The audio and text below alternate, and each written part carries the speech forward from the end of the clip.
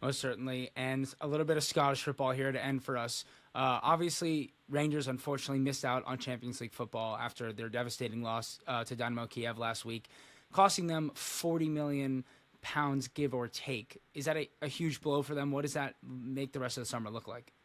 Oh God, it's a massive blow for Rangers. It really is, and I think it's really punctured the balloon in terms of the Rangers' hopes and expectations to really come back. It's a especially with the new Champions League format. It's even more expensive than previous seasons, so it's a problem for them. I mentioned last week that they're now in a slower rebuilding process, and it's got to be strategic and not knee jerk.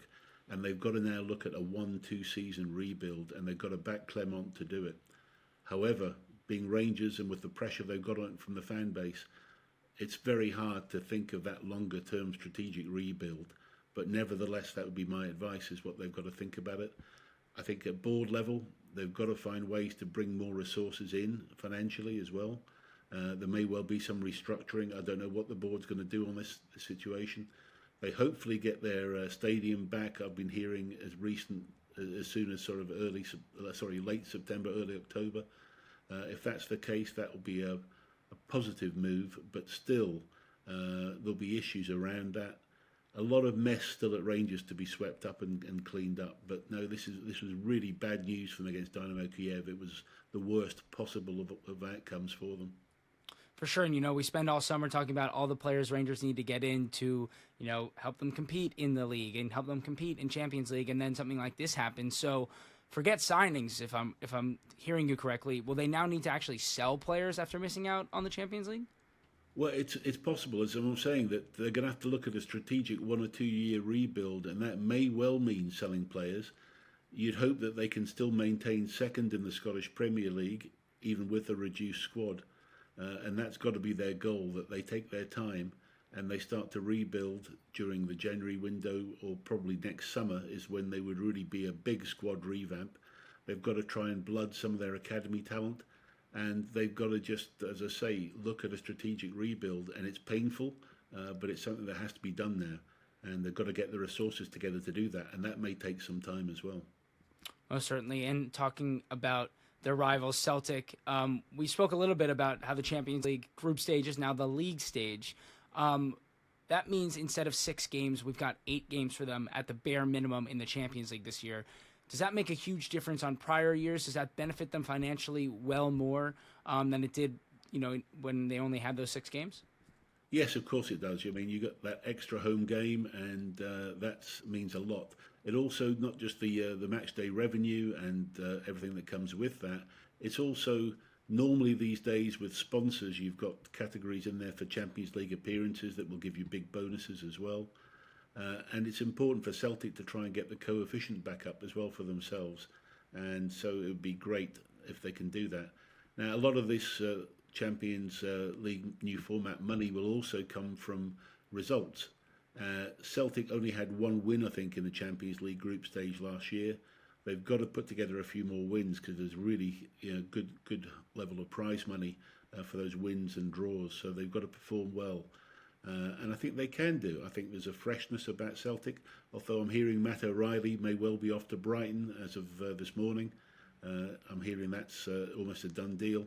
So without O'Reilly, who I thought was a Champions League player, they've got to also be pretty active right now, I think, in this next week or so to get people in, because I do think they need to strengthen to be able to get this 8-game Champions League run and make it profitable for them. A couple of good signings would make a big difference in that environment, and so Celtic, I think, will have to be active.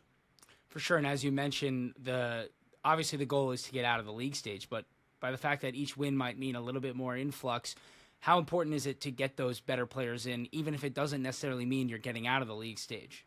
I think it's crucial. I think for Celtic, they've got to maintain this dominance. They've got the resources to do it.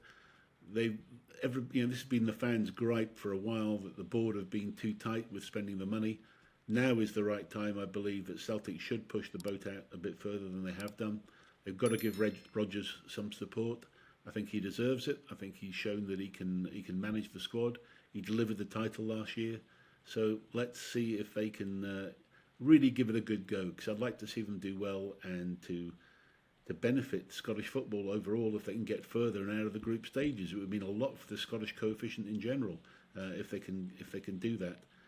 But then, of course, as I say, the prize money getting out of those group stages is even tastier this year. There's a big TV pool that they'll get a big share of as well. Now they're the only team in there. So it means a lot to Celtic this year to do well in those 8 games. And lastly, with Celtic, and with the right answer, you might make a lot of fans happy. Are they going to benefit financially from Rangers' failure to make the Champions League? Well, they will, in the sense that the TV pool would have been shared between Rangers and Celtic if Rangers were still in there. So that means that Celtic will get a bigger share of their national TV pool.